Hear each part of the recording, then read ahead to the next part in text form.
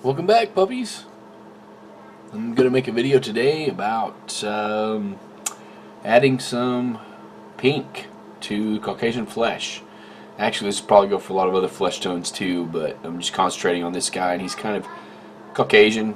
Some of the recesses lean a little more towards bronze skin tone. But mainly, I'm just demonstrating the technique of glazing, which is how I get the reddish look on his nose. It's going to be the main focus for this little video, and since I've already kind of done that for the other part of the video, it's about painting this model and the other model that I got that's identical to it, this guy here.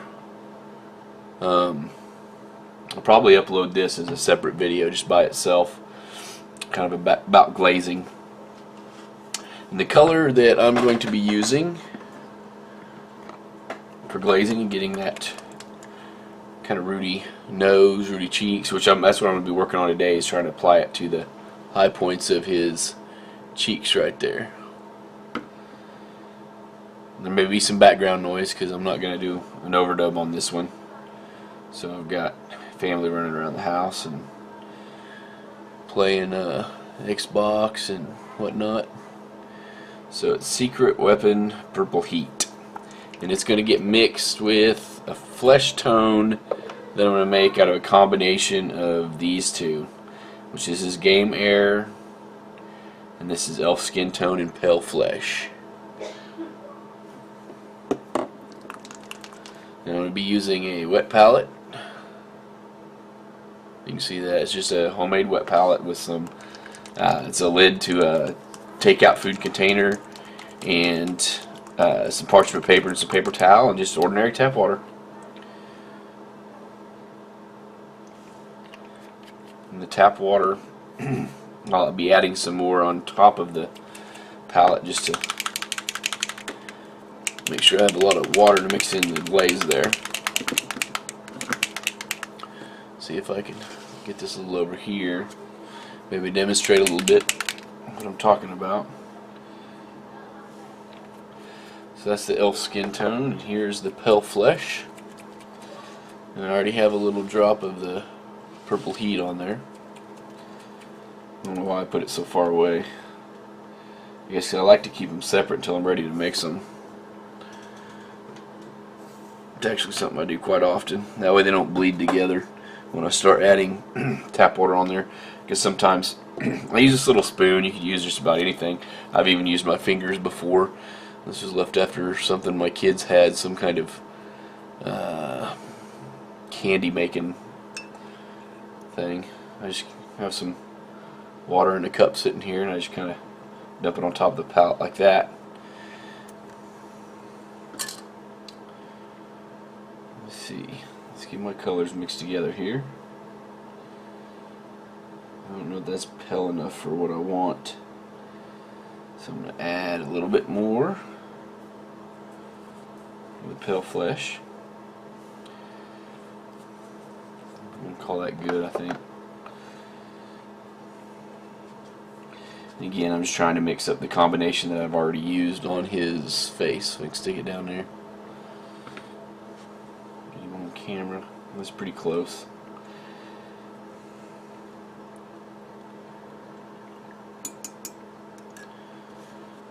So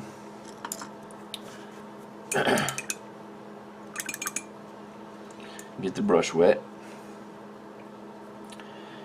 and I'm going to mix this with some water, but first I'm going to come over here, mix this with some water that was already on there. I'm going to drag this over here, and that's probably a little too much water for what I wanted, but come back over here, get a little bit, get something like that. Now the trick to glazing is once you have your brush loaded with what you want, you take a paper towel, and you just go like that, take off the excess, and then here we go. Let's hope we don't mess up, right? Don't want to mess up on the model. And that's barely noticeable. It's running in the recess a little bit there. So I'm going to come back to my wet palette, and let me get this guy on camera for you. Pick up a little bit more of the red tone, mix it with the flesh. Again, I'm going to daub it on the paper towel. The paper towel soak up most of it. So it's starting to give him a little pink hue there. I want some more. That may be too much, but we're going to try it. Okay, there we go. That's what I'm wanting. Make sure he's on camera good. Add it to the raised areas.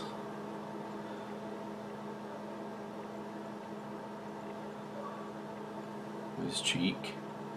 Just give it a little. Oop! I slipped right there.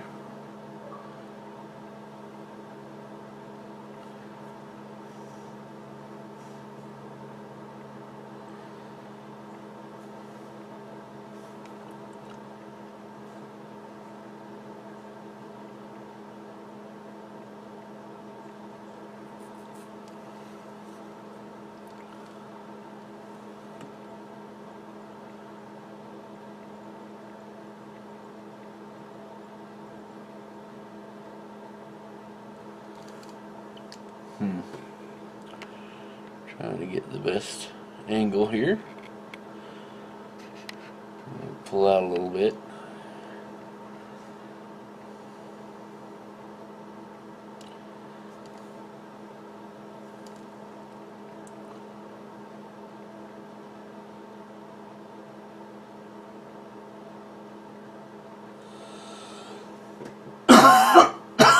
Excuse me. I think my allergies are kind of kicking in this weekend. Been real congested. Haven't really been running any other symptoms though. And we have a ruddy tint to his cheeks. That's what I was wanting. Just a little bit up here. His face.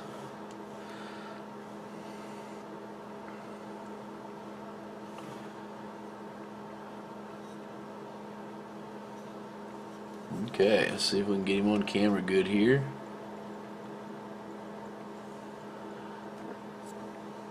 See if we can. That helps the color any. And that's just a quick and dirty video making a wash to add a little bit of flushness to some cheeks. I'm going to go ahead and repeat it on this guy. Well, he's already got an awful lot going on there with the red. Let's give him just a little bit more. Is he on camera? Yeah, he's on camera. Alright. Kind of get right here in the raised areas. Push that pigment around a little bit. Get his other cheek.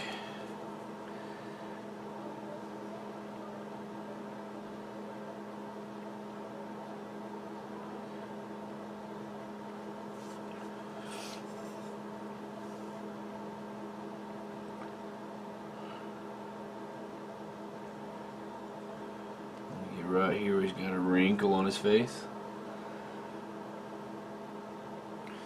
Wrinkle on his forehead.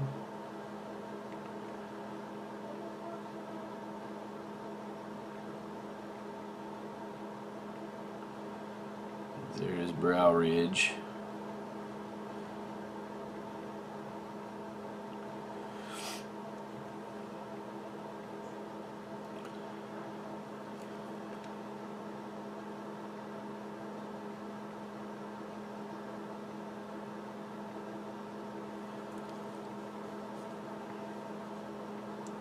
And there we go. I think I'm going to call it good there. It's subtle, but it's noticeable. You don't want it too red because we're not trying to do a red skin tone, although that'd be an interesting skin tone for a demon or something later down the road. We might come back and explore that, but for now, think we're going to call that good. Bark on, puppies. Be good to each other.